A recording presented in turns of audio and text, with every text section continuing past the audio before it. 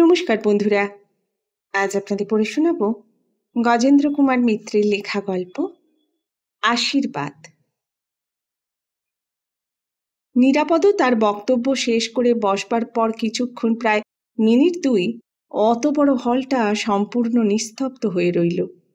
যেন থমথম করতে লাগলো সবটা, কারণ ওর কথাগুলোর সম্যক অর্থ বুঝতেই সময় লাগলো খানিকটা।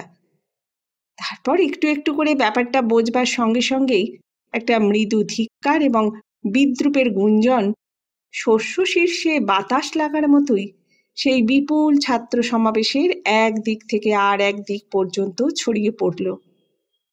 কেউ বললে মেলোড্রামা, কেউ বললে অ্যান্টি ক্লাইম্যাক্স।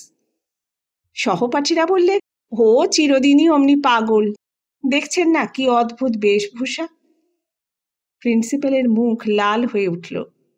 তিনি অপ্রতিভতা ও বিরক্তি সামলাতে একান্ত মনোযোগের সঙ্গে ডান হাতের করতলটার দিকে চেয়ে রইলেন।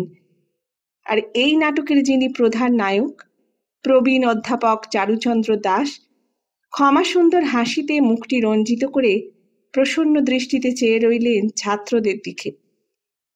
অবশ্য অনুষ্ঠানের আর বেশি দেরিও ছিল না। অধ্যক্ষের বক্তব্য এবং চারুবাবুর প্রত্যাভিনন্দন, তারপর সমাপ্তি সঙ্গীত, সব শেষে সামান্য জলযোগ। অধ্যক্ষ ঠিক সোজাসুজি নিরাপদকে তিরস্কার না করলেও বর্তমান ছাত্রদের প্রসঙ্গে ইম্পার্টিনেন্স শব্দটির ওপর একটু বেশি সময় নিলেন। তাতেই কারুর বুঝতে বাকি রইল না যে তার এই ইঙ্গিতের লক্ষ্য কে। সকলেই নিরাপদের দিকে আড়ে আড়ে তাকাতে লাগলো। সে কিন্তু নির্বিকার। সে যেমন ডায়াসের দিকে চেয়ে বসেছিল তেমনই রইল। তার মুখের প্রশান্তি এতটুকুও নষ্ট হলো না। চারুবাবু অবশ্য ওদিক দিয়েই গেলেন না। সাধারণভাবে সকলকে ধন্যবাদ দিয়ে ছাত্রদের কাছ থেকে যে আনুগত্য, শ্রদ্ধা ও প্রীতি পেয়েছেন, সহকর্মীদের কাছ থেকে যে আন্তরিক সহযোগিতা লাভ করেছেন, তারই উল্লেখ করে আবেগপূর্ণ আবহাওয়ার মধ্যে তাঁর বক্তব্য শেষ করলেন। তারপর খাওয়া দাওয়া, প্রণাম করার হুড়োহুড়ি, ফার্স্ট ইয়ারের নতুন ভর্তি হওয়া ছাত্রদের অটোগ্রাফ নেওয়ার গোলমালে মাঝখানের ওই অপ্রীতিকর অনুচ্ছেদ নিরাপদর ব্যাপারটার স্মৃতি সকলের মন থেকেই উড়ে গেল। উপলক্ষটা হলো প্রবীণ অধ্যাপক চারুচন্দ্র দাসের বিদায় সম্বর্ধনা। চারুবাবু ছাত্রপ্রিয় অধ্যাপক, মানুষ এবং অধ্যাপক দুই দিক দিয়েই তাঁর বিপুল খ্যাতি। ছাত্রদের তিনি শুধু গুরু নন, প্রিয় বন্ধুও। চিরকাল বিপদে আপদে তারা তাঁর কাছে ছুটে আসে। তিনিও যথাসাধ্য উপদেশ পরামর্শ দিয়ে সাহায্য করেন। প্রয়োজন বা সাধ্যমতো আরও বেশি করতেও চেষ্টা করেন। সেই জন্য বহু পুরাতন ছাত্রদের সঙ্গে তাঁর আজও পর্যন্ত অন্তরঙ্গ সম্পর্ক আছে। আর অধ্যয়ন খ্যাতির তো কথাই নেই। বাইরের বহু কলেজ থেকে ছাত্ররা এসে ভিড় করে তাঁর ক্লাসে। সেজন্য বরাবরই বড় ঘরে তার ক্লাস নেবার ব্যবস্থা করতে হয় কর্তৃপক্ষকে। এ হেন চারুবাবুর বিদায় সম্বর্ধনা। খুবই নামকরা অধ্যাপক বলে কলেজের কর্তৃপক্ষ তাকে এতকাল কিছুতেই ছাড়তে রাজি হননি। ক্লাসের সংখ্যা কমিয়ে অপরাপর সুবিধে দিয়ে ধরে রাখতে চেয়েছেন। কিন্তু শারীরিক শক্তির একটা সীমা আছে। চারুবাবু সেই সীমাও পার করে এসেছেন। অত্যন্ত কম রক্তের চাপ। ডাক্তাররা বলেছেন ছেলে পড়ানো তো দূরের কথা, বাড়ি থেকে বেরোনোও আর উচিত নয় তাঁর। 69 বছর বয়স। সেদিক দিয়েও আর কোনো ক্রমেই তাকে এই নিয়মিত পরিশ্রম করতে দেওয়া ঠিক নয়। সুতরাং বাধ্য হয়েই কলেজ কর্তৃপক্ষকে তাঁর মায়া কাটাতে হয়েছে। স্থির হয়েছে যে এরপর চাকরি আর রইল না বটে, অবৈতনিক অধ্যাপক হিসেবে তার নামটা এরা ব্যবহার করবেন এবং কালীভদ্রে কখনো যদি শরীর সুস্থ বোধ করেন বা ইচ্ছা হয় তো চারুবাবু এক আধটা ক্লাস নেবেন। সেই হিসেবেই আজ এই বিদায় সম্বর্ধনার আয়োজন। অনুষ্ঠান অবশ্য খুব ভালোভাবেই চলছিল। কলেজ কর্তৃপক্ষ তার জন্য একটা পেনশনের ব্যবস্থা করেছেন। আজকের উপহার হিসাবে একটি আলমারি ও আলমারি ভর্তি বই দিয়েছেন। এছাড়া মানপত্র তো আছেই। ছাত্র ইউনিয়নের তরফ থেকে সোনা বাঁধানো লাঠি দেওয়া হয়েছে একটা। তাছাড়া ব্যক্তিগতভাবে বহু অধ্যাপক ও ছাত্র বহু উপহার এনেছেন। মঞ্চ ভরে গেছে সেই উপহারে। ফুলও এনেছে অনেকে, রাশি রাশি ফুল। অভিনন্দন উপহারের পালা শেষ হলে বক্তৃতা। অধ্যক্ষ বলবেন সকলের শেষে, কারণ তিনি এই অনুষ্ঠানের সভাপতি। তিনি একে একে অপর বক্তাদের আমন্ত্রণ জানাতে লাগলেন। কলেজ গভর্নিং বডির সভাপতি, সহসভাপতি এবং সহকর্মী অধ্যাপকদের বলা শেষ হলে তিনি মৌখিক সৌজন্য হিসাবেই প্রশ্ন করলেন, ছাত্রদের মধ্যে থেকে কেউ যদি কিছু বলতে চান। বক্তব্য অসমাপ্ত রেখে জিজ্ঞাসু দৃষ্টিতে চাইলেন তিনি সেই বিপুল ছাত্র সমাবেশের দিকে। অবশ্য তিনি বা অপর কেউই আশা করেননি যে কোনো ছাত্র এ আমন্ত্রণ গ্রহণ করবে, এমনকি ছাত্ররাও না।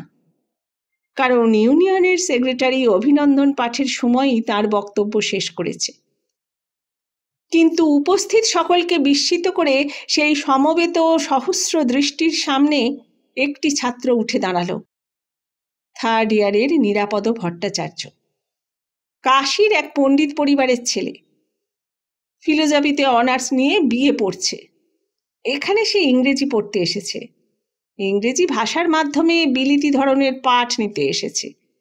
কিন্তু পণ্ডিত পরিবারের প্রভাব এখনো এড়াতে পারেনি। গেঞ্জির ওপর মটকার চাদর জড়িয়ে চটি পায়ে সে কলেজে আসে। মাথাতে সামান্য টেরির পিছনে বৃহৎ টিকিও আছে। এ নিয়ে সহপাঠীরা ঠাট্টা বিদ্রুপের ঘূর্ণাবর্ত সৃষ্টি করেছিল তা বলা বাহুল্য। কিন্তু সেসব ঝড় তুফানের মধ্যে নিরাপদ সম্পূর্ণ অবিচলিত ও অটল আছে। ফলে ঝড়টাই কমে গেছে ক্রমে ক্রমে, ওর কিছু হয়নি। এখন শুধু ফার্স্ট ইয়ারের নবাগত ছেলেরা তাকিয়ে থাকে অবাক হয়ে এবং গা টেপাটিপি করে। নিরাপদকে উঠতে দেখে সকলে বিস্মিত হলেও বিস্ময়ের বৃহত্তর ধাক্কাটার জন্য তখনও কেউ প্রস্তুত ছিল না। ইতিপূর্বে আর এক কাণ্ড অবশ্য সে করেছে। সকলে যখন উপহার ও পুষ্পার্ঘ্য দিচ্ছিল, তখন সে একখানি ছোট সাইজের পকেট গীতা ওর হাতে দিয়ে এসেছে। তাতে লেখা ছিল, অধ্যাপক চারুচন্দ্র দাসের করকমলে। গ্রন্থখানি তিনি সর্বদা সঙ্গে রাখবেন এই আশায়। নিরাপদ প্রশান্ত মুখে এগিয়ে এলো মঞ্চের দিকে। তারপর বিনতভাবে উপস্থিত অধ্যাপকদের উদ্দেশ্যে নমস্কার জানিয়ে বেশ দৃঢ় কণ্ঠে শুরু করলে তার বক্তৃতা। যথাযোগ্য সম্ভাষণান্তে সে বললে, অধ্যাপক চারুচন্দ্র দাস মহাশয়ের খ্যাতি বহুদিন ধরেই শোনা ছিল।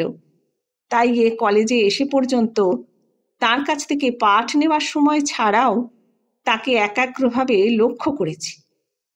তার নিজের বিষয়ে তিনি অদ্বিতীয় পণ্ডিত। এমন সমগ্রভাবে জ্ঞানের একটি বিশিষ্ট শাখায় আর কারুর এতটা অধিকার আছে কিনা তা আমার জানা নেই, অন্তত আমি আর দেখিনি।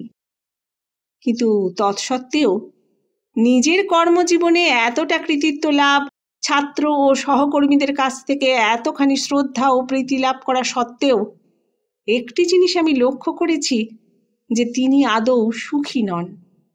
একটা বিরাট শূন্যতা আছে তার জীবনে, একটি সর্বগ্রাসী রিক্ততা। শুনেছি পারিবারিক জীবনে তিনি খুব সুখী নন, কিন্তু সেটা দুঃখের কারণ হতে পারে, তাতে এতটা শূন্যতা বোধ হবার কথা নয়। আসলে যে অমৃত মানুষের জীবনে সমস্ত শূন্যতা পূর্ণ করে দেয়, সেই অমৃতের সন্ধান তিনি পাননি। সেটা হলো ঈশ্বর প্রীতি। উনি ওর স্রষ্টাকে বাদ দিয়ে একরকম জীবন গঠন করে নিয়েছেন নিজের মতো।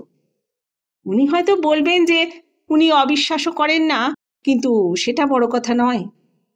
রবীন্দ্রনাথ বড় সুন্দর একটা উপমা দিয়ে গেছেন। মস্ত বড় বাড়িতে শিশু মানুষ হচ্ছে, তার খাওয়া পড়ার কোনো অভাব নেই। মা আছেন, তিনিই সব ব্যবস্থা নিয়ন্ত্রণ করছেন। কিন্তু তবু সেই মায়ের কোলে গিয়ে বসতে না পারলে শিশু পুরোপুরি সুখী হয় কি? মাকে যখন কাছে পায়, তার উপস্থিতি, তার সান্নিধ্য উপলব্ধি করে, তখন শিশুর বাস্তব কোনো লাভ হয় না সত্য কথা, কিন্তু তবু তখন যেমন তার অন্তরটি ভরে, তেমন আর কোনো কিছুতেই ভরে না। এই উপমা এক্ষেত্রেও প্রযোজ্য। এই এক অভাবেই অধ্যাপক দাসের জীবনে সব আছে, কেবল কোনো আনন্দ নেই। আজকের দিনে অনেকেই তাকে অনেক শুভকামনা জানিয়েছেন, আমিও জানাচ্ছি। তিনি বয়োজ্যেষ্ঠ, গুরু, আমার প্রণম্য। কিন্তু আমিও ব্রাহ্মণ, তাকে আশীর্বাদ করবার অধিকারও আমার আছে। আমি আশীর্বাদ করছি তার এই শূন্যতা যেন পূর্ণ হয়, ঈশ্বর উপলব্ধি যেন তার হয়।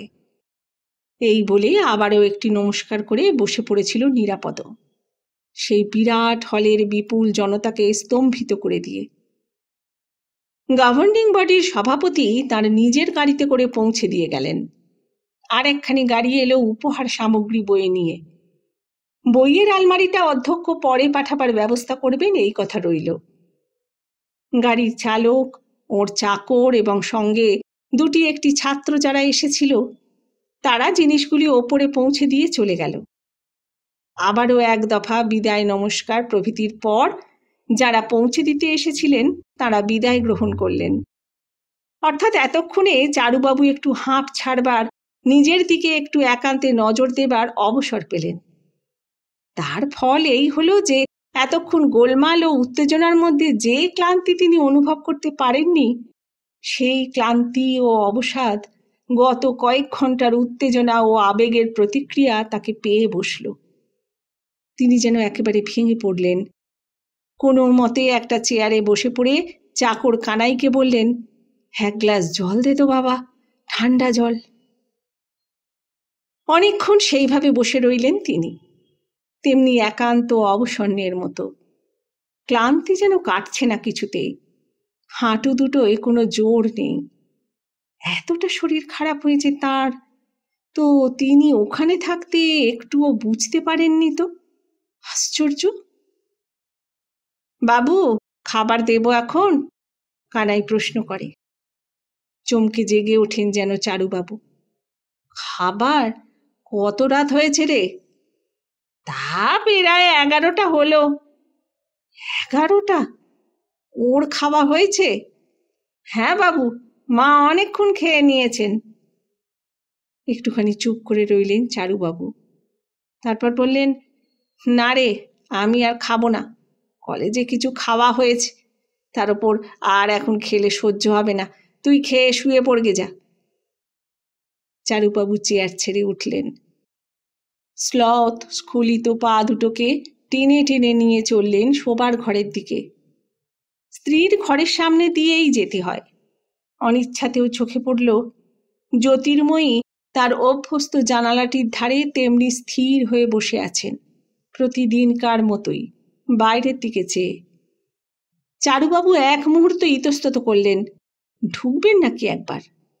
কি কি পেলেন কলেজে দেখাবেন, অথবা দেখাবার চেষ্টা করবেন নাকি? পরক্ষণেই প্রশ্নের মূঢ়তাটা নিজের কাছেই ধরা পড়ল। ছোট্ট একটা নিঃশ্বাস ফেলে নিজের ঘরে গিয়ে ঢুকলেন। স্বামী স্ত্রীর আলাদা ঘর বহুকাল থেকেই। তার ঘর শোবার ঘর হলেও সেটা বই ও কাগজের গুদাম। জ্যোতির্ময়ী ওদের বিয়ের দিন কতক পরেই হাঁপিয়ে উঠেছিলেন। সে আবর্জনা গুছোবার জো নেই। ঘর ঝাঁট দিতে গেলেও হাঁ করে ওঠেন চারুবাবু। তার উপর ছেলেপুলে হতে ব্যাপারটা একেবারে অসহনীয় হয়ে উঠল। তখন উভয় পক্ষের সম্মতিতেই পৃথক শয়নঘরের ব্যবস্থা করা হলো। সে ছিল ভাড়াটে বাড়ি, তাতে পাশাপাশি ঘর হলেও ভেতর দিয়ে দরজার ব্যবস্থা করা যায়নি। নিজে বাড়ি করবার সময় প্ল্যান মেকারকে বিশেষ নির্দেশ দিয়ে পাশাপাশি ঘর এবং মাঝখানে দরজার ব্যবস্থা করেছিলেন। একবার তখন একথাও ভেবেছিলেন যে ওখানে কপাটি লাগাবেন না, শুধু একটা খিলেন রাখবেন খোলা, তাতে একটা ঘরের মতো মনে হবে দুটো মিলিয়ে। কিন্তু আত্মীয় স্বজনরা এলে স্ত্রীর ঘরে যে বিষম কোলাহল শুরু হয়ে যায়, সেই ভয়ঙ্কর ব্যাঘাতের কথা স্মরণ করেই সে কল্পনা ত্যাগ করেছিলেন। এখন অবশ্য বিশেষ কেউই আর তাদের বাড়িতে আসেন না, তবু মাঝের দরজাটা বন্ধ করাই থাকে। দীর্ঘদিনের মধ্যে ও দরজার কপাট খোলা হয়নি। পাশাপাশি থেকেও বহু দূরে চলে গিয়েছেন তারা। কাপড় জামা ছেড়ে বাথরুমে গিয়ে মাথায় মুখে জল দিয়ে এসে শুলেন বটে, কিন্তু ঘুম যে এখন হবে না তা নিজেই বুঝতে পারলেন। স্নায়ু বিষম উত্তেজিত হয়েছে। নানা কারণে ঘুম আসা এখন সম্ভব নয়। আলো জেলে বই পড়বেন নাকি? বেড সুইচ হাতের কাছেই আছে, বইয়েরও অভাব নেই। বিস্তীর্ণ শয্যার অধিকাংশই তো বইতে জুড়ে আছে। প্রত্যহই বই ঠেলে তাকে শুতে হয়। কিন্তু বই পড়ার মতো ঠিক মানসিক অবস্থা নয়। শুধু চোখের সামনে মেলেই রাখা হবে, পড়া হবে না। কানাই এতক্ষণে শুয়ে পড়েছে। সারা বাড়িটা নিস্তব্ধ, থমথম করছে। এমনিই করে দিনরাত। কানাই জেগে থাকলেই বাকি, সে একা কার সঙ্গে কথা কইবে? কেউ নেই। জ্যোতির্ময়ী আছেন, কিন্তু তিনি গত 3 বছর কারুর সঙ্গেই কথা কননি, সেই পরিমল চলে যাওয়ার পর থেকেই। সবাই তো ছিল তাঁর, 2 ছেলে 2 মেয়ে। এতদিনে নাতি নাতনিতে এত বড় বাড়িটা কোলাহল মুখর হয়ে উঠত। অথচ আজ তিনি বলতে গেলে শ্মশানে বাস করছেন। সবচেয়ে মজার কথা এই, তারা সকলেই আছে, বেঁচে আছে। বড় মেয়ে ছাড়া সকলে কাছাকাছিই আছে। বড় মেয়ের বিয়ে হয়েছে আমেদাবাদে, তবু এলে সেই আসে। কিন্তু মায়ের এই অবস্থার পর থেকে সেও আসতে চায় না। বড় ছেলে নির্মল, বিদ্বান বুদ্ধিমান ছেলে, MA পাশ করে সরকারি চাকরি করছে। লেখাপড়াতেও যেমন ভালো ছিল, চাকরিতেও তেমনি টপাটপ উন্নতি করেছে, এখনো করছে। কিন্তু সে ছেলে তার ভোগে এলো না। বিয়ের সম্বন্ধ করেছিলেন তার এক সহকর্মী অধ্যাপকের মেয়ের সঙ্গে। সে শুনে খুব সহজভাবেই বলেছিল, আমি বিয়ে করব, পাত্রী আমি ঠিক করব বাবা, আপনি ব্যস্ত হচ্ছেন কেন? তিনি অবশ্য আর ব্যস্ত হননি। আধুনিকতা ও ইন্টেলেক্টের অহংকার ছিল মনে মনে, বরং সগর্বে ছেলের কথাটা সবাইকে বলে বেরিয়েছিলেন। কিন্তু যেদিন শুনলেন নির্মল একটা নার্সের সঙ্গে বিবাহ সম্বন্ধ ঠিক করেছে, বিয়ের দিনও ঠিক করেছে এবং আলাদা একটা ফ্ল্যাট ভাড়া করে ভাড়ায় ফার্নিচার এনে সে ফ্ল্যাট সাজিয়েছে, সেদিন আর কথাটা অত সহজে নিতে পারলেন কই। ছেলেকে ডেকে বললেন, তা আলাদা বাড়ি কেন? এখানে কি স্থানাভাব? আপনি খেপেছেন বাবা, এক বাড়িতে 2টো গৃহিণী, সে যে বিষম অশান্তি। কেন হয় এবং হওয়াই যে স্বাভাবিক, এ কথা তো আপনিই শিখিয়েছেন। তাছাড়া বিয়ে করে আমার পৃথক সংসার হবে, সে সংসারের আমিই কর্তা হতে চাই, স্বাধীনভাবে আমার মতো করে সংসার করতে চাই। আপনার এখানে থাকলে তো তা হতে পারবে না। তা বটে। চুপ করেছিলেন চারুবাবু, আর কথা বলেননি। বিয়ের পর অবশ্য প্রথম প্রথম নির্মল এবং তার বউ প্রায়ই আসত। মেয়েটি মন্দ নয়, একটু অলস, গুছিয়ে সংসারও করতে শেখেনি। অথচ তা নিয়ে সে কারুর উপদেশ বা অনুযোগ শুনতেও প্রস্তুত নয়। প্রথম দাম্পত্য জীবনে ছোটখাটো অপূর্ণতার কৌতুক ভরা অনুযোগ আনত নির্মল মায়ের কাছে। বউয়ের আনাড়িপনার খুঁটিনাটি গল্প করত হাসতে হাসতে। মা সেগুলোকে ছেলের যথার্থ অনুযোগ বা বিরক্তি ভেবে বউকে সংসার চালনা শেখাতে লেগে গেলেন উঠে পড়ে। ফলে বউ এ বাড়ি আসা ত্যাগ করল, সঙ্গে সঙ্গে ছেলেও। আসবার সংখ্যা কমতে কমতে এখন বছরে 1 দিন দাঁড়িয়েছে, বিজয়ার পরের দিন। ছোট ছেলেটি হবার পর একটা খবরও দেয়নি, লোকমুখে সংবাদ পেয়েছেন। ছোট মেয়ে হাসি বিয়ে পড়তে পড়তেই এক উগ্র রাজনৈতিক দলে জড়িয়ে পড়ল। সভা সমিতি বক্তৃতা এই নিয়েই তার দিন কাটত। প্রথম প্রথম নিজের মানসিক উদারতার অহংকারে সেদিকে চোখ বুজেছিলেন, কিন্তু ক্রমশই জিনিসটা দৃষ্টিকটু হয়ে উঠল। জ্যোতির্ময়ী উদ্বিগ্ন হয়ে মেয়েকে বকতে যেতেন, মেয়ে হেসে ঠাট্টা করে উড়িয়ে দিত। শেষ পর্যন্ত পড়াশোনার দোহাই দিয়ে চারুবাবুই মেয়ের গতিবিধিটা একটু নিয়ন্ত্রিত করতে চাইলেন। মেয়ে অম্লান বদনে জবাব দিলে, আর হয় না বাবা, আগে শাসন করতেন তো হতো, এখন আমি দায়িত্ব নিয়ে নিয়েছি, আর ব্যাক আউট করা সম্ভব নয়। আর কিছুদিন পরে চারুবাবুর বিরক্তি প্রকট হয়ে উঠতে মেয়ে ঘর ছাড়ল, পার্টির আপিসে গিয়ে আশ্রয় নিলে। ইতিমধ্যে বিয়ে পরীক্ষায় ফেল হবার খবর বেরিয়েছিল। চারুবাবু আশা করেছিলেন সে আবার পরীক্ষা দেবে, কিন্তু মেয়ে সেদিক দিয়েই গেল না। তার চেয়ে বয়োকনিষ্ঠ একটি প্রায় বালক সহকর্মীকে বিয়ে করলে এবং দুজনেই স্কুলের দুটি কনিষ্ঠ মাস্টারির চাকরি নিয়ে এক জায়গায় বাসা বাঁধল। বাড়ি ছাড়ার পর সে একদিনও আর তাদের সঙ্গে দেখা করতে আসেনি, বিয়ের খবরও দেয়নি। নির্মল গিয়েছিল বিয়ের দিন, ফিরে এসে চারুবাবুকেই তিরস্কার করলে। আপনার জন্যেই এই কাণ্ডটি হলো বাবা, নিজের মেয়ে সর্বনাশ করলেন। অত রাস আলগা দেওয়া ঠিক হয়নি আগে। হার দিয়েছিলেন যখন, তখন আর টেনে ধরতে যাওয়া উচিত হয়নি। রোগা রুগ্ন একটা ছেলে, আইএ পাস, ভালো করে কথা বলতেও পারে না। কি করবে বলুন তো? কি খাবে সে? আর ছেলেপুলে হলেই বা মানুষ করবে কি করে? হয়তো চারুবাবু সাহায্য করতে পারতেন তাঁদের, কিন্তু হাসি বা হাসির বর কোনো দিনই তার কাছে আসেনি, কিংবা সে সাহায্য চায়নি। একদিন মাত্র হাসিকে দেখেছিলেন চারুবাবু। স্কুলের ফেরত, সম্ভবত টিউশনি সেরে আঁচড়ে করে কি সব বাজার নিয়ে ক্লান্ত পদে বাড়ি ফিরছে। পিছনে রোগা ঈষৎ কুঁজো একটা ছেলে, সম্ভবত সেই তার জামাই। সেও একটা ছোট থলিতে কয়লা নিয়ে চলেছে। দুজনেই শ্রান্ত, অবসন্ন। চারুবাবুর সঙ্গে চোখাচোখিও হয়েছিল একবার। হাসি কথা কয়নি, চোখ ফিরিয়ে নিয়েছে। আর পরিমল, তার ছোট ছেলে, তার বড় আশা, তার গৌরব। স্কুলের সর্বনিম্ন শ্রেণীর থেকে শুরু করে ইন্টারমিডিয়েট পর্যন্ত সব পরীক্ষাতেই বরাবর ফার্স্ট হয়েছে পরিমল। ডাক্তারি পড়তে দিয়েছিলেন তিনি, তাতেও প্রথম দিকটা অদ্ভুত মেধা ও মনোযোগ দেখিয়েছিল সে। তারপরে কি হলো, হঠাৎ একদিন পড়াশোনা সব ছেড়ে কোথায় উধাও হলো। বাড়িতে নানা অসুবিধা। ছেলেকে হোস্টেলে রেখেছিলেন চারুবাবু, তাই গোড়ার দিকে তার ভাবান্তরের কোনো সংবাদও পাননি।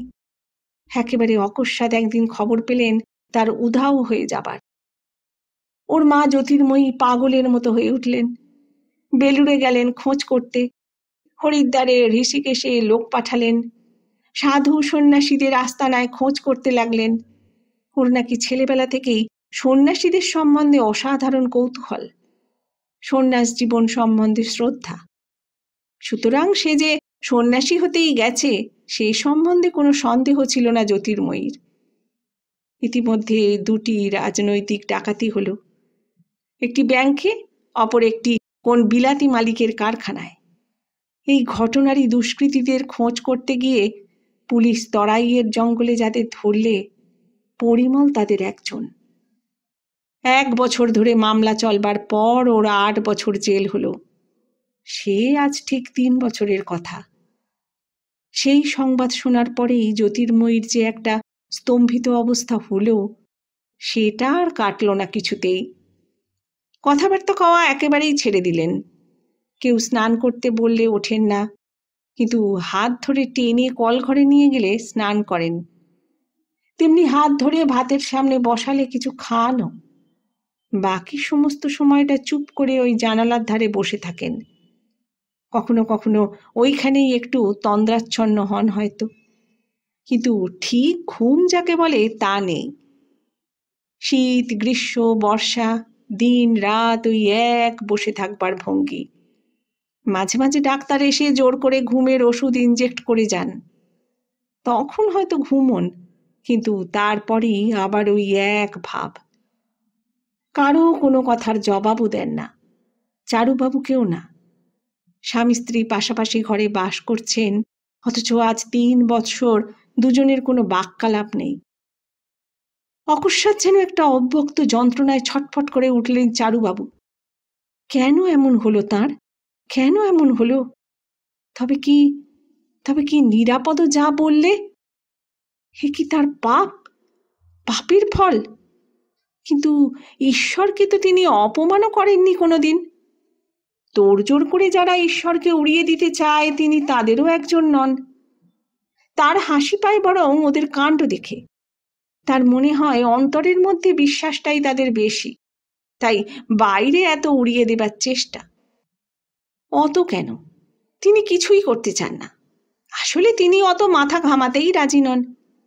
বৈজ্ঞানিক মন তার, তিনি জীবনের বাস্তব দিক নিয়েই ব্যস্ত। যা বাহ্য দৃষ্টিগোচর নয়, যা প্রত্যক্ষ, তার কোনো কাজে আসবে না, তা নিয়ে অত চিন্তা করার কি আছে? তিনি থাকেন তো থাকুন, না থাকেন তাতেও কোনো ক্ষতি নেই। শুধু চারুবাবু তার জন্য ব্যস্ত বা উৎসুক নন। তবে তবে কি নিরাপদ ছোকরা যা বললে তাই? যদি উনি বিশ্বাস করতে পারতেন, যদি উনি তাকে ডাকতে বা ভালোবাসতে পারতেন, তাহলে আজকের এ রিক্ততা, এ সর্বগ্রাসী শূন্যতা তার পূর্ণ হতো। It is too late to begin, মনে মনে অর্ধস্ফুট কণ্ঠে বললেন চারুবাবু। বিছানা থেকে উঠে এসে তিনিও একটা খোলা জানালার সামনে বসলেন। আচ্ছা, এই যে তার পারিবারিক জীবনের ট্র্যাজেডি, এই যে তার সাংসারিক পরিণাম, এর জন্যেও কি তার এই মনোভাব দায়ী? আজ প্রথম তার সন্দেহ হলো যে হয়তো তাই। যুক্তিবাদী অতিবৈজ্ঞানিক মন তার, চিরকাল সর্বপ্রকার সংস্কার, সর্বপ্রকার আবেগপ্রবণতাকে তিনি বিদ্রূপ করে এসেছেন। পুরাতন বলেই শ্রদ্ধার যোগ্য নয়, গুরুজন বলেই নির্বিচারে কারুর আদেশ পালনীয় নয়, এইসব কথাই শিখিয়েছেন তিনি ছেলে মেয়েদের এবং ছাত্রদেরও। আজ আরও একটা কথা মনে হচ্ছে তার, আরও একটা সংশয় জাগছে মনে। তার ছাত্ররা অধিকাংশই জড়বাদী, নাস্তিক। অতি ভালো ছেলে সব, খুবই ভালো ছাত্র বেরিয়েছে কয়েকজন তার হাতে, কিন্তু সবাই উদ্ধত, দুর্বিনীত, তার্কিক। ছেলেমেয়েরাও তাই।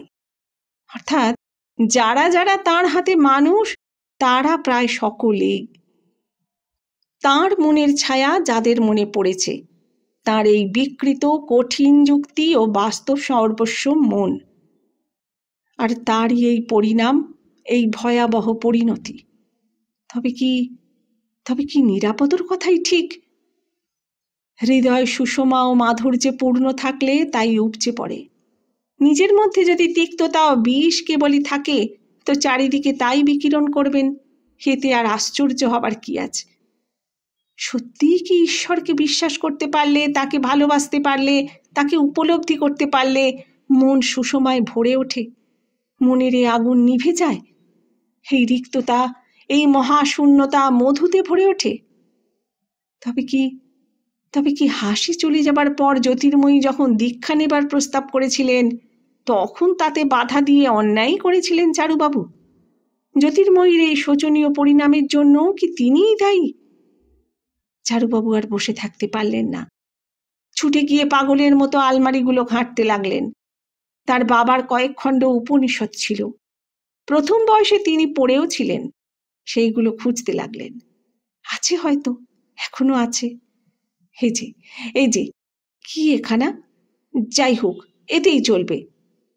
বই খুলতেই প্রথমেই চোখে পড়ল সেই শ্লোকটা, যেটি বাবা প্রায়ই বলতেন। তবে কি এই ঈশ্বরেরই নির্দেশ? এই পৃষ্ঠা খুলে গেল কেন নইলে? কোথায় ছিল নিরাপদ? কেনই বা সে এমন কাণ্ড করতে গেল? তবে কি সেও ঈশ্বর প্রেরিত? তিনি ত্যাগ করে বসেছিলেন, কিন্তু ভগবান বুঝি তাকে ত্যাগ করেননি, নিজে থেকে এগিয়ে এসেছেন কোলে তুলে নিতে। এতকাল পরে ছেলে মেয়েদের চরম দুর্ব্যবহারেও যে চোখে জল আসেনি, সেই দুটি চোখ জ্বালা করে জলে ভরে এলো। কালই তিনি খুঁজে বার করবেন নিরাপদকে, তাকেই গুরু করবেন মনে মনে, তার কাছ থেকে পথ জিজ্ঞাসা করে নেবেন সেই অমৃতে, সেই পূর্ণতায় পৌঁছবার। কখন যে ভোর হবে! অকস্মাৎ এক ঝাপটায় মাঝের বন্ধ দোরটা খুলে ফেললেন চারুবাবু। স্ত্রীর ঘরে এসে একেবারে তাকে জড়িয়ে ধরলেন পাশ থেকে। জ্যোতি, তুমি দীক্ষা নেবে? জ্যোতির্ময়ীর স্তব্ধ, স্তিমিত, নিরাসক্ত চোখে প্রথম একটা ভাব ফুটল এতকাল পরে, বিস্ময়, কৌতূহল। তিনি অবাক হয়ে তাকালেন চারুবাবুর দিকে। ভগবানকে ডাকবে জ্যোতি? চলো, আমরা কালই কোথাও দীক্ষা নিই। তুমি পুজো করতে চাও? ঠাকুর প্রতিষ্ঠা করব বাড়িতে? প্রশ্ন করতে করতে অসহিষ্ণুভাবে ঝাঁকানি দেন স্ত্রীকে। 3 বৎসর পরে তার কথার উত্তর দিলেন জ্যোতির্ময়ী। প্রায় অস্ফুট কণ্ঠে হলেও পরিষ্কার শুনতে পেলেন চারুবাবু। উৎসুক ব্যগ্রভাবে বলছেন, হ্যাঁ হুগো, এনে দেবে আমাকে একটি গোপাল মূর্তি, নিজে হাতে পুজো করব, সেবা করব। জীবনে কেন তো এই প্রথম দুহাত তুলে প্রণাম করলেন চারুবাবু অজ্ঞাত কোনো ভগবানকে। আর একটা প্রণাম জানালেন পুত্রদের চেয়েও অল্প বয়স্ক ছাত্র নিরাপদর উদ্দেশ্যে। আমাদের গল্প পাঠের এই ছোট্ট প্রয়াস যদি আপনাদের ভালো লেগে থাকে তবে অবশ্যই কমেন্ট করে জানাবেন, আর ভিডিওটি লাইক করে দিয়ে সাবস্ক্রাইব করতে ভুলবেন না। ধন্যবাদ।